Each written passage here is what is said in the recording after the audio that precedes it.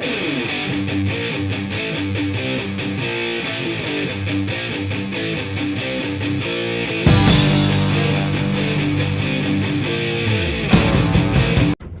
guys, Godzillicus here, and just a little video today for all the Empire clans out there, just to share an opinion and some information, and my opinion, which is I think it's time for us to maybe consider the VK 3601H as a tournament tank. Now, I'm not saying replace the ARL, but as a supplement, maybe one or two in the lineup. Uh, Depending on the map and the players. I mean, that's always kind of a thing. That's what you're good at is what you're good at. But it's with its recent buffs. You can see some videos out there and look at the stats. It's a pretty good tank. It has some limitations, but I think as an option, depending on how we want to use it, it's something for I think all the guys ought to at least take a look at and see if you've got one clan member willing to try it out, willing to drive it. So without further ado, we'll get into this. Obviously, we got some gameplay going on here, but all things change, and we've ran ARLs almost exclusively. Other than some of the derp cannon kind of heavies. And the VK, it's just kind of come on. I've been running it a lot in some public matches, and I've also been running it once or twice in some tournament matches. One tournament did real well with it. Another time I haven't. I'm still getting used to the tank, but that's all kind of part of it.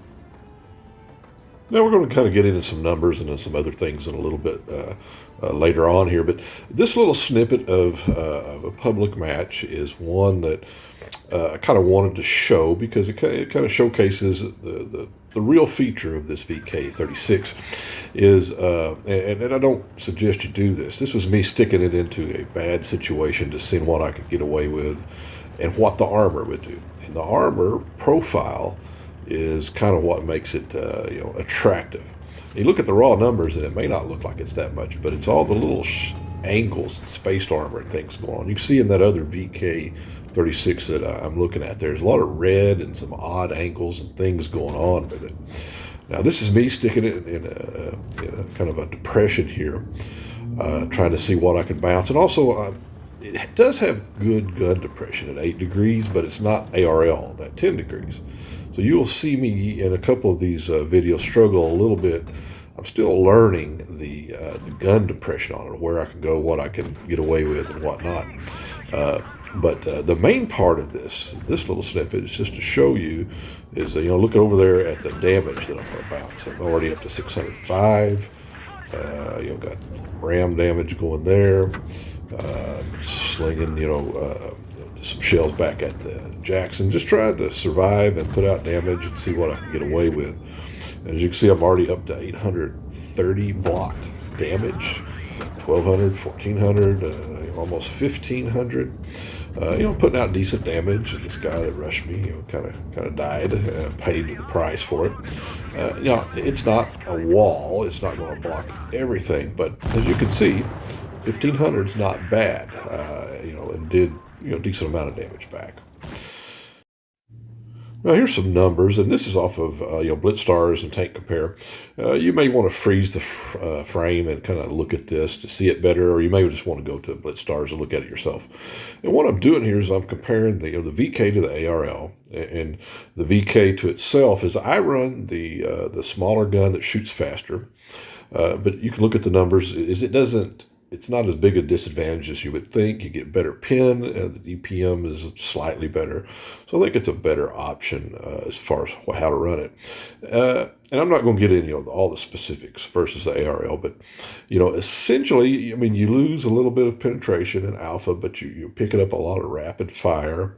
The top end speed is better.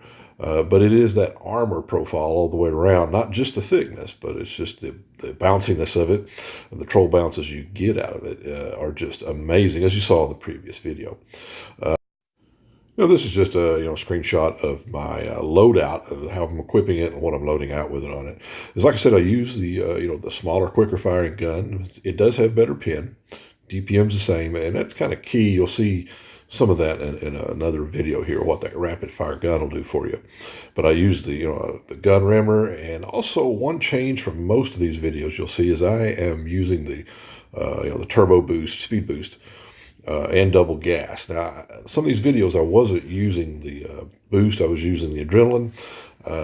The tank is a little bit slow on acceleration, so the double gas rations and then the turbo boost consumables, engine boost,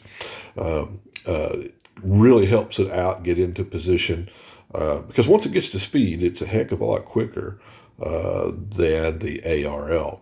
I think it's up to 51, and ARL is high 30. So it makes a big difference if you can get up to speed, get that position, or you can even keep up with the mediums. If you can get one of these out on the flank versus mediums, you could do some real damage because they have a hard time pinning it. What I want to get into in here in just a second is show you a little bit of tournament action where I was able to run it in one of our tournaments. Now, I'm kind of using the basic kind of the ARL tactics, that I have talked about, using the depression, and, kind of getting these firing lanes, although I do push up here a little bit more because I wanted to, kind of check out his armor profile.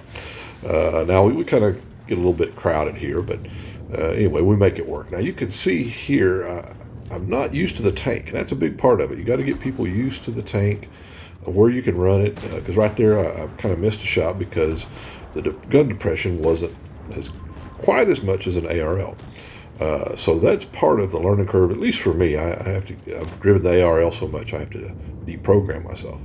But now you can see here is now I'm slinging a lot of Pramo here, APCR, because I'm facing off head on with the ARL. They got good armor head up, so I'm basically using the rapid fire gun and APCR, the Pramo, and I'm keeping this ARL kind of at bay, and he's bounced off of me. There's another ARL. See, he gets a little angle there, gets bounced. That's what the ARL's good for doing.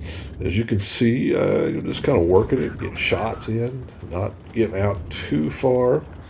Our mediums are doing a good job of keeping the mediums off of our flank. And you can see the ARL, he's kind of given up on me. He's shooting at what he thinks are easier targets.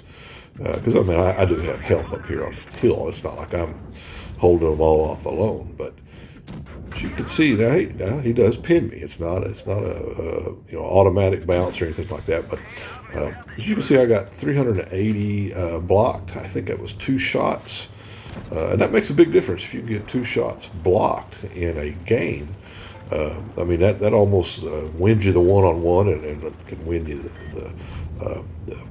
the match if you're game, at least if you're working on it like that. So anyway, that was one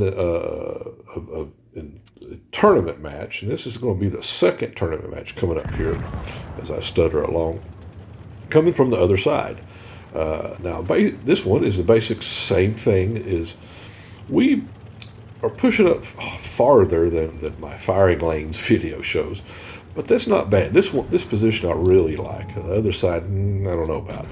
But this one, you get in this position here, you kind of can pop up, and you can see it's got enough gun depression. It gets up here, and both those ARLs have decided they want no part of this, because I can pump shots into them, and they can't, do exactly what they're used to as far as pinning and things of that nature. So I've gotten in 700 damage, blocked 1 shot, I guess, for 225, and continue to get shots. So there again, I'm slinging Pramo because it's dead on, front against an ARL. You're just not going to pin that reliably, at least. And I would rather get lower damage on a reliable pin than bounce an opportunity. Okay, and there's another bounce. Now my teammate has pushed up, so I'm going to go up and support him. We've got these 2 guys down fairly low, and I managed to get a shot into him, get him as a 1 shot, and teammate, is kind of pumping shots. And here, calculated risk is take a hit, but I do clear this ARL.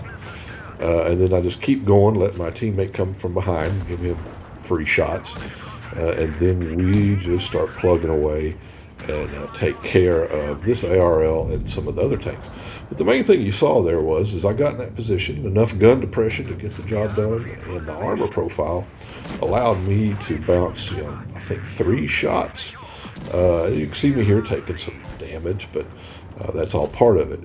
Is we got those block shots early, more shots in, and that essentially helped us win the top of the hill here, which is going to win us the game and the match, I believe. So anyway, that's my current opinion on the VK3601H. Is give it a look, maybe give it a try. If you got some guys that are good at it or willing to give it a try, is it may give you the kind of that wall tank like the VK100 in Tier 8. Well, this one might be that version, small version, at Tier 6.